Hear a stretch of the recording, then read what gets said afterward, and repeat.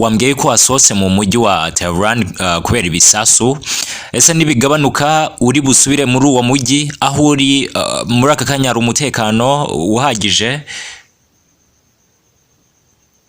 Urumva ntabwo avanga igihugu ngo kiratekanye 100% bitewe n'ibitero birimo biragabwaho igihugu kikugabwaho, ariko aho ndi sofa ngenda tekanye. Ariko by'umwihariko nyine urumva bisaba no kuba nawe wakirinda. Ikindi nakubwira nuko ibibazo wenda dusoza ibibazo bya Amerika wenda tuzatubina tubiganiraho, ibibazo bya Amerika na Israel ndetse na Iran muri rusange. Ariko ikibazo cya nuclear cy'intwaro za nuclear niyo mpamvu nyamukuru uyu munsi ugeze ko imbaza uti ese ubundi umuzi w'ikibazo w'intambara n'uwuhe. Ariko impamvu ya mbere Amerika na Israel batangaza no guhagarika Iran gukora intwaro za nuclear. Urabizi neza ko Iran imaze imyaka ikora nuclear, ishobora gutuma rero bombe ya nuclear icyo twita nuclear program imaze igihe kinini cyane, rero ishobora gukora ikitwa bomba cyangwa se bombe zishobora gushegesha isi muri rusange. Ariko nanone Israel yo ivuga ko ngo Iran iramutse igize nuclear bomb ngo yaba ikibazo gikomeye cyane ku mutekano wayo. Bivuze ko niyo mpamvu ibitero byibasiye cyane ibigo bya nuclear ndetse n'ibigo bya misile bya Iran. Ikindi nakubwira nuko Iran ntigomba ngo na rimwe kugira ngo nuclear weapon, niko Amerika na Israel barimo baratangaza. Niyo mpamvu ubona ko bashaka guca intege cyangwa se bashaka guca misile zikoreshwa cyane na Iran, yewe na za drone.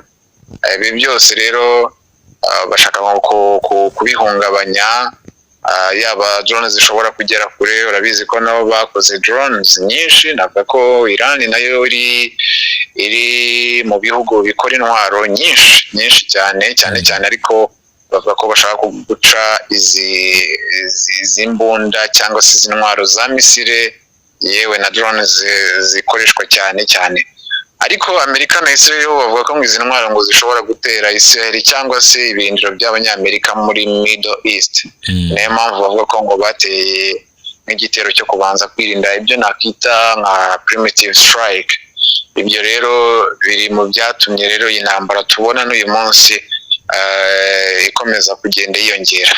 Nanone wibuke ko Amerika ivuga yuko Iran gerageza gufasha imitwe irwanya Israel, yaba Hezbollah ibarizwa muri Lebanon, yaba ya Hamas, yaba muri Iraq ndetse na Syria. Israel rero ivuga ko ngo ikoreshwa ry'iyi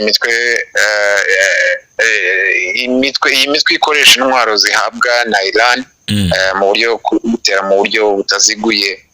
Ni nayo mpamvu nyirizina cyane. Ariko nk'umusesenguzi cyangwa se yinjiye muri politike, Amerika yo na Israel bo uko bigaragara bashobora guhindura cyangwa se bashaka guhindura ubutegetsi bwa Iran cyangwa se guca intege ubuyobozi bwa Tehran nyirizina.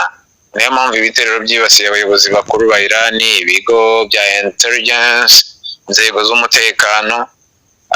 Icyo nakubwira nuko yaba ibyo bashaka gukora cyane no guhagarika Iran gukora izi ntwaro za kirimbuzi ndetse no gusenya izo misile yaba za drone, no kugabanya imbaraga za Iran muri Middle East, ndetse no gushyira ko igitutu ku butegetsi bwa Iran muri rusange.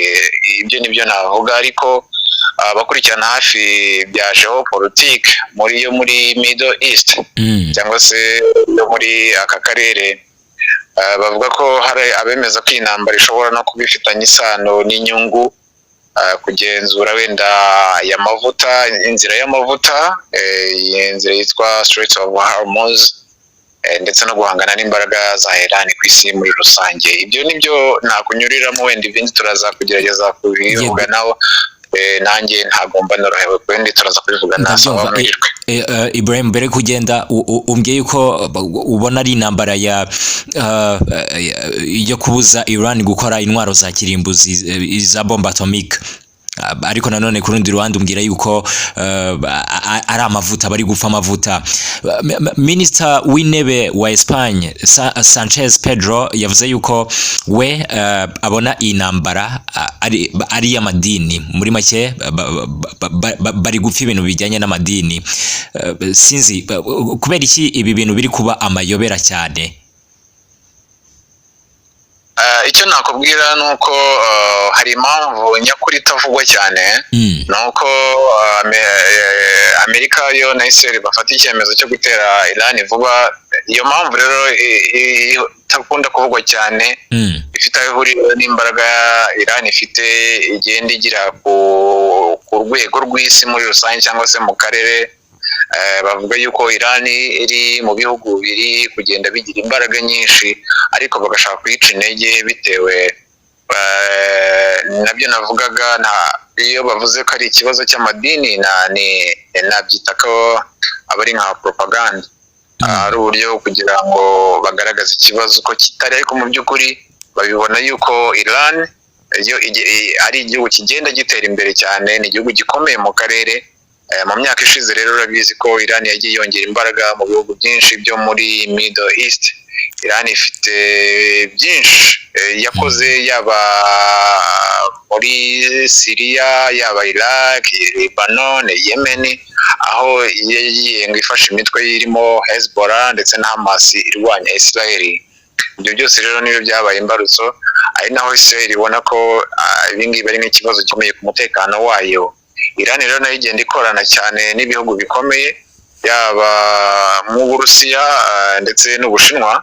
Ibi rero byatumye bigaragara nk'aho Iran ishobora kuba igice cy'imbaraga nshya ziri guhangana na Amerika ku isi muri rusange. Ariko iyo bavuze kuri icyo ngicyo wenda cy'amadini ni urwitwazo, ariko ikibazo cya peteroli n'inzira z'amavuta, Iran igenzura hafi inzira ikomeye cyane y'amavuta ku isi yitwa Strait of Hormuz.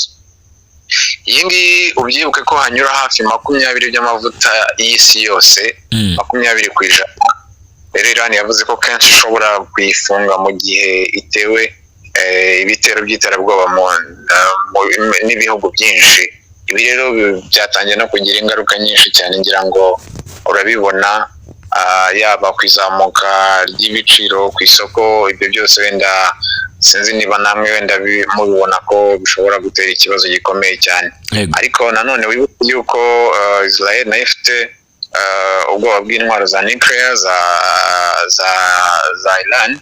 Ibyo byose rero ni ibibazo bikomeye cyane. Icyo nakubwira rero nuko yaba mu mboni zanjye uko mbibona, cyangwa se uko ibintu bihagaze uyu munsi, nuko icya mbere nakubwira nk'ibintu bine. Icya mbere ishaka kugerwaho ni ukugabanya imbaraga za Iran muri Middle East.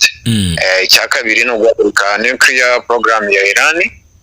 Ikindi nakubwira no kurinda Israel n'inyungu za Amerika, ndetse no kugenzura geopolitique y'akarere k'amavuta muri rusange.